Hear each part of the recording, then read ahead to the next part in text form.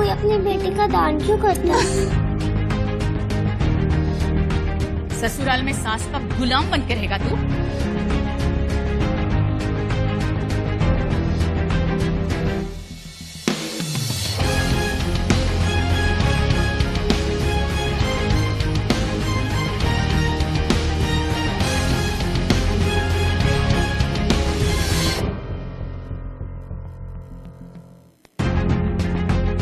कोई अपनी बेटी का दान क्यों करता है? ससुराल में सास का गुलाम बन के रहेगा तू?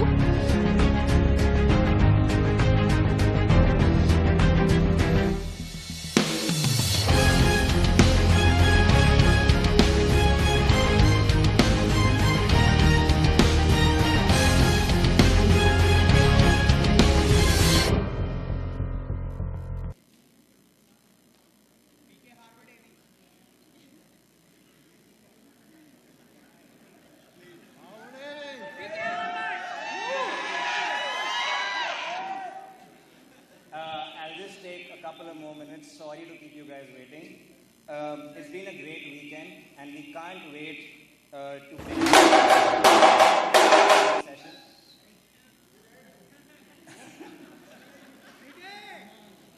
The organizing team of the 14th edition of the annual India Conference is extremely proud to put together a forum that facilitates discussion on issues in the context of India's path to global leadership.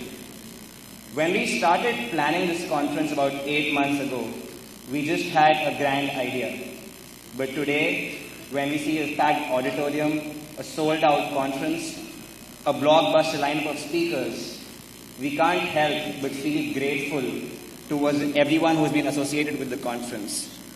I would like to thank all of you attendees who've flown from different parts, different parts of the country and all over the world to be here over the entire weekend. I would like to thank our sponsors who've helped us put together an event at such a large scale. All our speakers, we had about 90 speakers at this edition of the conference who flew here from all over the world to share their rich insights with us. A big thank you to all our speakers. Over the past few weeks, we've been working with the facilities teams at HBS and HKS, and they have been incredibly flexible and incredibly supportive. Huge thank you to them. And last but not the least, the organizing team. This conference is completely run by students. It's about 50 of us who worked tirelessly to put together this conference. And I would like to sincerely express my gratitude to each and everyone in the organizing team. I want to call my fellow 7 co-chairs on stage. Arvind Krishnan, Ranjavati Banerjee, Himakshi Meghani, Raghav Anger, Rahul Srinivasan, Saket Goenka, and Dinesh Lingameni, and myself, Apur Bansal. Thank you.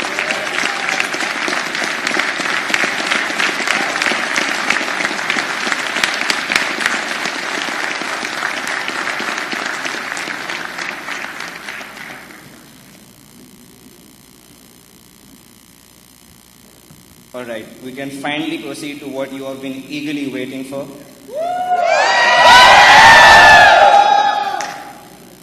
I would like to take the opportunity to introduce the man who needs no introduction whatsoever. Mr. Pawan Kalyan. Mr. Pawan Kalyan, who has lovingly been given the title of Power Star by all you fans, is truly the king of Tollywood. But behind the stardom lies a very simple and humble human being who's driven more to serving people and society than to celebrate box office records. Mr. Kalyan, who has an incredible following amongst the youth, prefers to be seen as one amongst the common man than as a privileged star of society. It is this philosophy of his, the Pavanism, as it is known, that is the core value of his party, Jan Sena. He truly is the most powerful common man. Through his political career and with the support of his fans and party supporters, who are presumably his soldiers in arm, he hopes to do good for the people of his state. And that is perhaps what makes him a true power star. Ladies and gentlemen, please join me in welcoming Mr. Pawan Kalyan.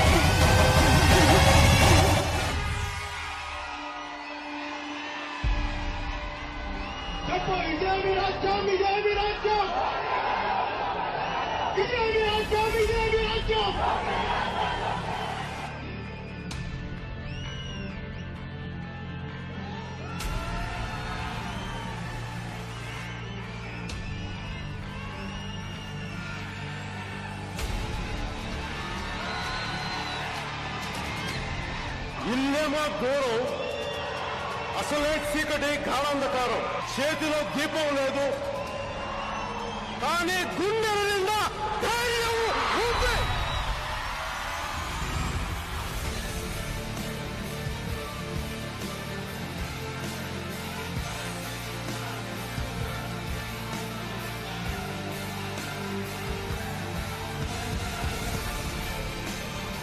నేను ఈ రోజున రాష్ట్ర ప్రభుత్వాలు కానీ కేంద్ర ప్రభుత్వాలను కానీ అడిగేది, ఒక క్రానిక్ గా ఒక ప్రాంతం వేలాది మంది దశాబ్దాలుగా చనిపోతున్నప్పుడు ఇది ఏ ఒక్క ప్రజాప్రతినిధి దృష్టికి ఎందుకు వెళ్లలేదు?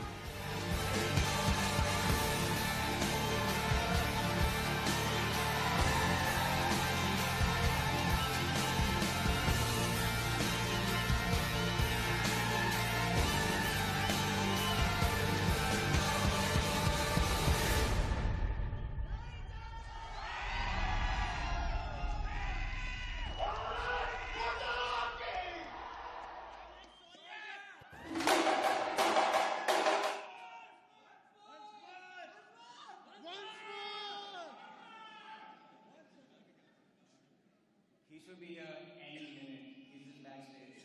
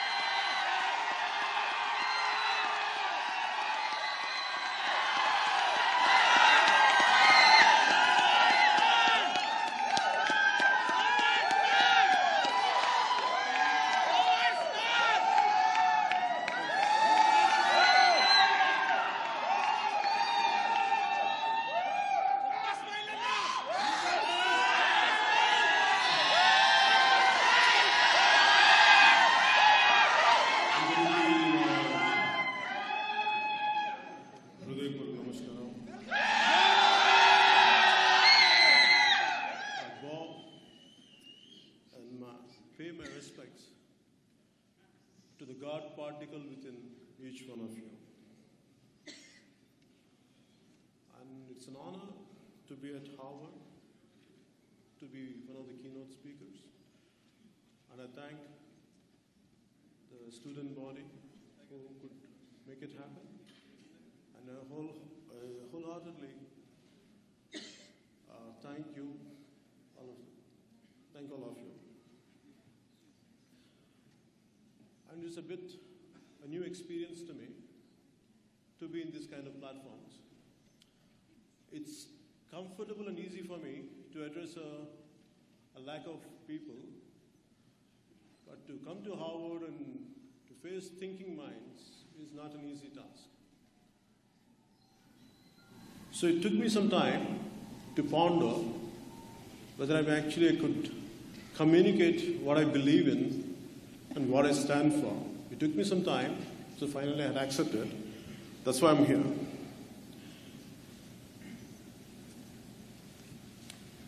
And today the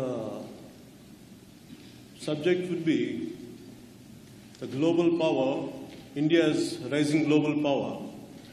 But I can't talk about entire India because my experiences are confined, though I know a lot about India, but my political experiences or my political realm is only within on state of Andhra Pradesh and state of Telangana.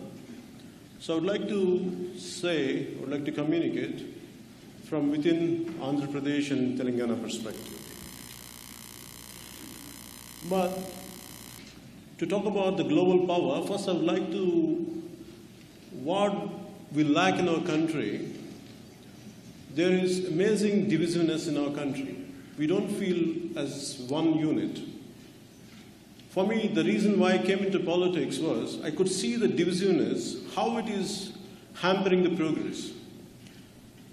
And all of us, we believe we belong to one sect, one class, or one region, or one religion, but we don't feel the complete Indianness. We don't feel, for example, the North Indian leadership, they don't know much about South India.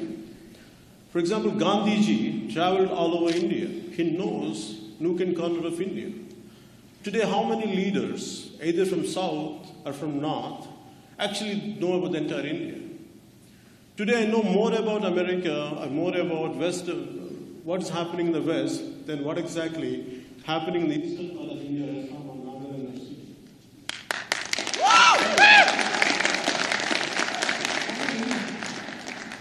My pain is the way we had achieved freedom with a lot of blood and toil, a lot of sacrifices, and the kind of passiveness which society shows.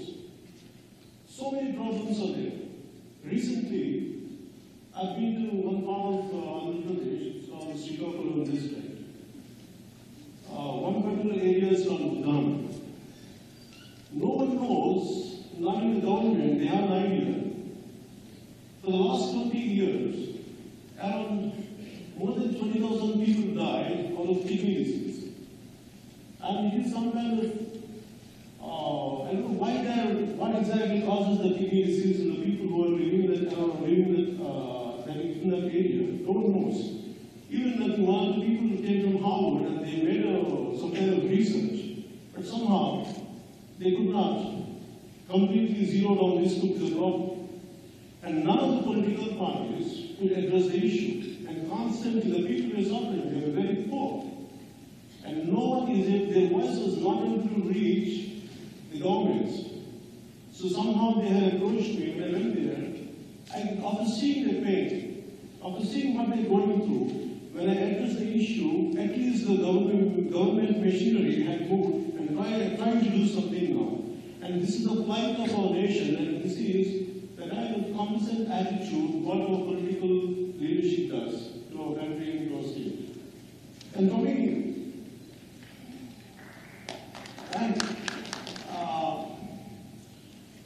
this is deeply painful. And constantly we feel the pride of our country, and we feel so much always we can show us that the nation isn't through a form of cricket, but actually no one addresses the true issues of India. And for me, the pain is all about we really highlight the best of India. But deep down there are so many issues. I'm talking today about India's global power, the rising power. We talk about the development. India is really developing. We can show the data and statistics say that India is a growth of this percentage and that percentage. But in reality, to whom, to which group this development is actually reaching?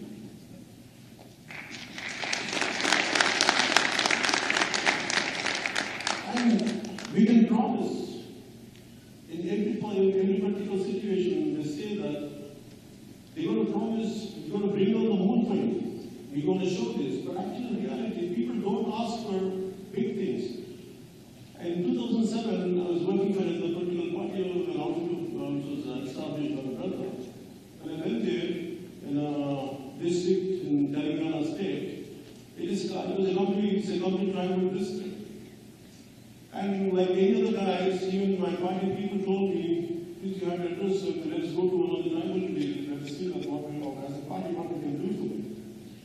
And first time I had seen people struggling because they're saying that we're going to give you the best schools, we're going to give you the best education, we're going to do that, and all the election rhetoric. So for some time, there was an old lady who was like, blinded right from her childhood. She was around 60-year-old. And first until then, I never knew people without eyeballs actually they can try. It never came to my experience. I'm not a science student to understand. First time that lady was trying, I said, guys, I don't know what we're going to do, but we need just water. They're requesting her to have a basic water, nothing else. We don't want anything. We need drinking water. To get the drinking water, we have to go all the way to a few kilometers away, and we struggle. Could you get us water? That's deeply pain. But like, I heard about it. I went back to the constituency. And they put it just a few kilometers away. I'm talking about from that place is the next meeting I went, it was of 60 kilometers away. And they put this kind of mineral water in front of me. And I felt so guilty. They're lacking of water. Here I get a mineral water. I felt like a criminal. And I was somehow, I lost interest in the political process.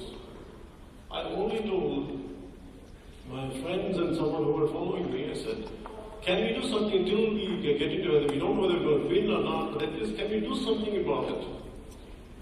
And luckily, a few friends came forward and some who could identify the water bodies underground, they were there. And within no time, they could dig a borehole. In the next 1 week, they had drinking water there. For me, what I'm trying to tell you is, if I, as an individual, if I could do that much, can you imagine the power of machinery? Can you imagine the power of government? What they're capable of doing?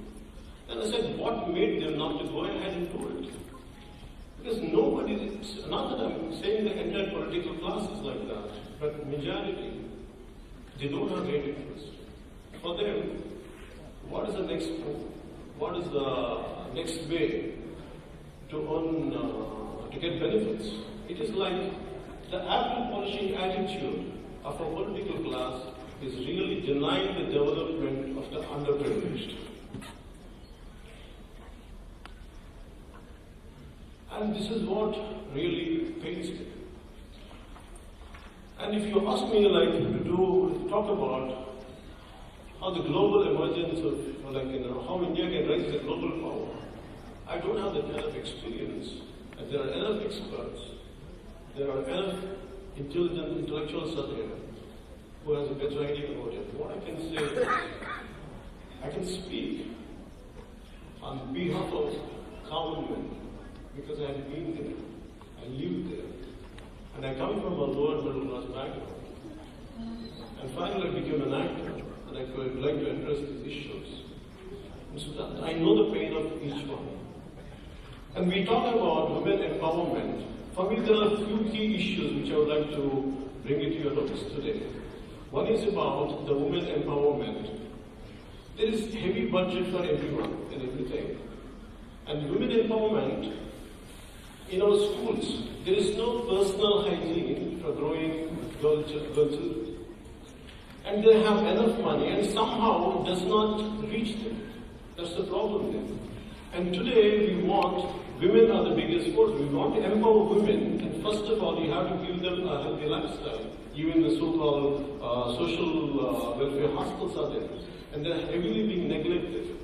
And these are the issues which are burning issues. And also the major problem in India is the women's safety. The women's safety is such a big concern. And what Gandhi says, in the middle of the night, a woman could really walk, that would be the right. That's where we have achieved the freedoms. But in reality, even in daytime, if someone has to go, there's quite a risky situations out there, even in my own kith and kin, what they go through. So for me, what I wanted to do is, first of all, we should have a great, very powerful law and order situation should be there. Law and order should be really controlled, have a great say in safeguarding women.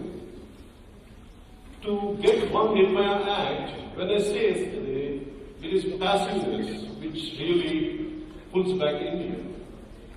To get one Nirmaya Act, because right from my childhood, I had seen, because I grew up with my sisters and aunts, I know that how they used to suffer. They never used to feel safe to go out on the roads. To get one Nirmaya Act, it took government for 60 years plus. That it has to happen in Delhi. Unless it happens in Delhi, they don't wake up.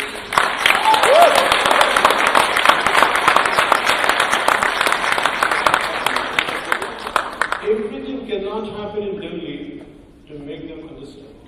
They have to feel the country, they have to feel the pulse of the country, they have to feel the pulse of the people, which is missing. And recently I was talking about for example, the state has been divided, like we come from unified Andhra Pradesh, and the state has been divided. What they did was, right from 69 to 72, both the states want to get separated. This is an example I'm saying, how the complacent attitude of our political culture. It took them, from 69 to 72, both the states wanted to get separated. They wanted to have their independent state. But somehow the government, central government said, they made them to be together. After some time, they had their own problems. Different, because they could never, whatever they had promised to make them together, no one had fulfilled.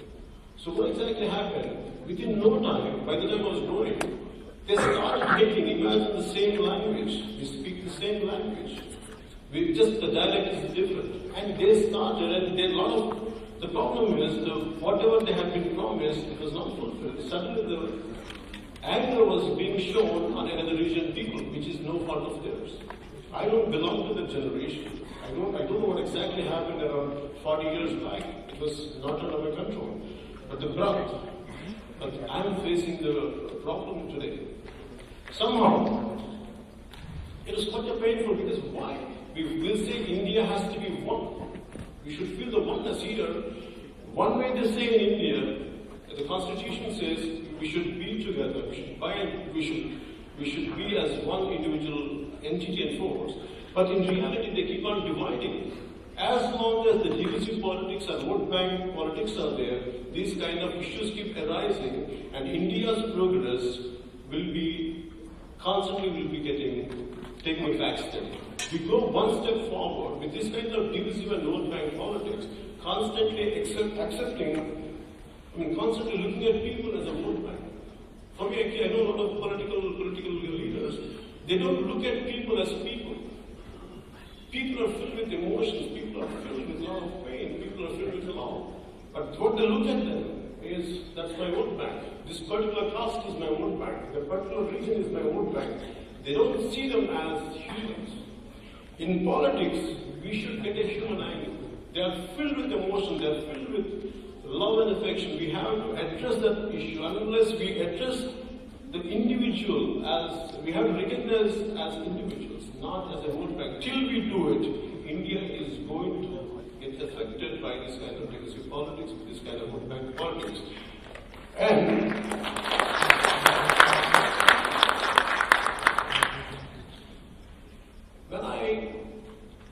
after seeing this, because for me, the reason why I came into politics was, I don't want another generation, the future generations has to suffer like me. I don't want them to suffer. Today I live a comfortable life. There's no need for me to come. But I said, for me, I felt like a service. I can't ignore. I'm a thinking man. I said, I feel painful. I feel extremely sad looking at the light of the situation. Somehow, what best I can do? I don't have strength, and I don't belong to any huge political party. I'm not extremely rich. But I said, what best I can do within my means? Then establish the party. And we started highlighting each and every issue. Knowingly, getting into politics is like it's a battle which cannot be won, and a destination which cannot be reached. I know it, and still I came into politics to serve my nation and to serve our people.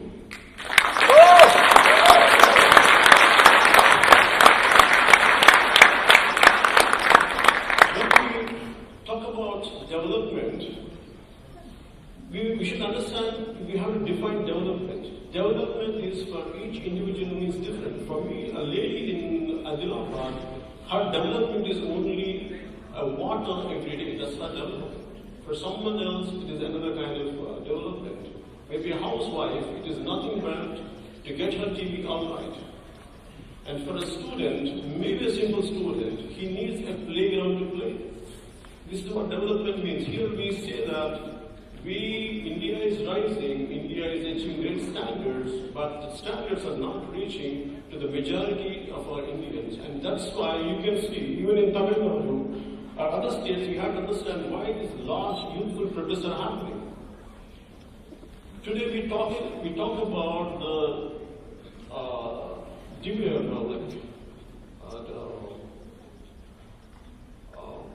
dividend. The great people of 19 to 20 demographic dividend. We want to reap the demographic dividend. But actually in reality, what exactly we are doing for them? People don't do anything for them. They just plan. They keep on saying so many things. They keep on like, we're going to do for this, we're going to for youth. They announce a lot of measures, but actually in reality, how much it is translating to whom it is reaching are two different things. That's why today, if you look at Tamil Nadu, I don't know how many of you know about it, the lakhs of people came for Jallikattu, which is a traditional game of Tamils, to tame a bull. But the undercurrent reality which I was there a few months before, they were saying that there is amazing restlessness in our state because the political situation is so volatile and no one is focusing on the ground. And it's very soon they're going to vent out in a different form, we don't know in which form. And we could see that Jallikattu we should not see as a mere anger on taming the bull, like, when the Supreme Court said against taming the bull. It's not just about that, it is their frustration. Mere, you want to reap the demographic dividend, unless we identify them, we recognize them, and unless we channelize their energy, till now, India is going to see a rise of this kind of protest, including Andhra Pradesh, including Telangana, and including even recently we had seen in Gujarat. This is what is going to happen. This has to be addressed. And we talk about, and one more thing India has to focus is on education. And we look at most of the India is rural India and urban India. In urban there are a lot of sectors. And if you look at each school, the urban schools, there is no one out there. There are no right playgrounds. There are no right facilities. Including when I was growing up, I now had a playground in my own school. I thought it was confined to my times, or it was confined to them, but actually even if you look at it right now, all the urban areas doesn't have a playground. And here we want to reap the advantage of demographic dividend, yet we can't even provide a basic playground to our own children.